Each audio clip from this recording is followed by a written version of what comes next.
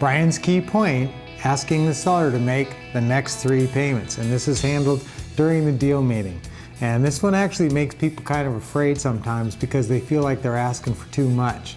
Of course, one of our negotiating techniques is that you don't get anything if you don't ask for it. The great thing about this is that when you ask for these 3 extra payments, you will buy yourself some peace of mind and some time to find the right buyer when you get the seller to say yes. So now you may have buyers already waiting for a property like this, and you may be able to find a buyer pretty quickly. More quickly than you think because you're offering terms, remember, and there's a lot more buyers out there who can't qualify who will gobble up a property like this when you're offering it on terms. Remember, you're actually advertising bad credit okay. So if you can get 3 months of extra time from the seller where the seller is making these extra payments, you can actually make a lot more money on the deal because you can be making double payments.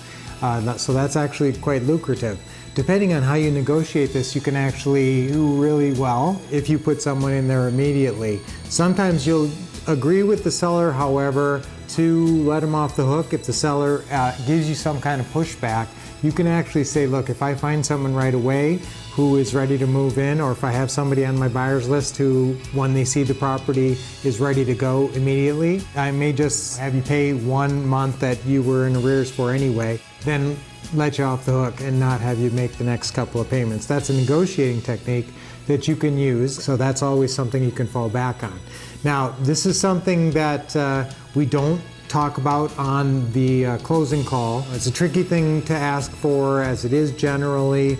If you're sitting across the table from them and you built some good rapport, in-person rapport, that's always really helpful. If you're just a voice on the phone, this is a really hard thing to ask for. I'd really rather have you in their house talking to them and working it out in person. You're just going to have a comfort level that's going to be much higher.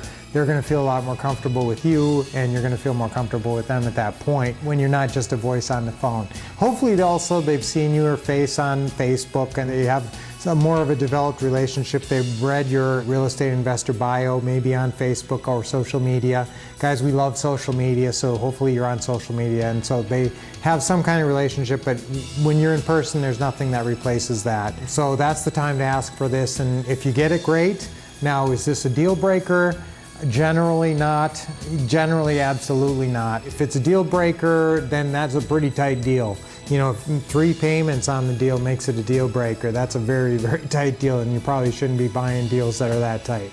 You're buying these houses generally, and they're giving you financing on them, so you're going to have a great deal in most cases where you're making tens of thousands of dollars on this, and if a $1,000 payment or $1,500 payment makes the deal untenable for them, then you're generally going to make those payments. You're not going to walk away from the deal over this. So you're going to hang in there, you're going to ask, and you're going to try to couch it in the best terms that you can, and if they go for it, yes, hey, that's great. If they don't, then at least you asked and you made a valiant attempt. And you're going to be using this script, and you'll see exactly how this works. Also, you'll see Ron doing this as well. You'll see Ron's version of this in the system as well when Ron is sitting with folks asking them, okay? So let's get to it, and this is really exciting when you get to watch this and learn. Deal meeting, asking the seller to make the next 3 payments. Now, I wanted to go over how we're going to structure making the payments. According to your information, this is how much the mortgage payment is every month to your mortgage company, right? Okay, so now going into the future, we're going to be making that payment. Okay, so now you're planning to be out of the house June 1st, is that right? Yep. Okay, so you probably know that mortgages are paid in arrears. The interest accrues, so you pay it in arrears at the end of the month. So if you're living in it for May, then you'd make that payment in June. Yes. Okay, so you'd be making that payment for June 1st.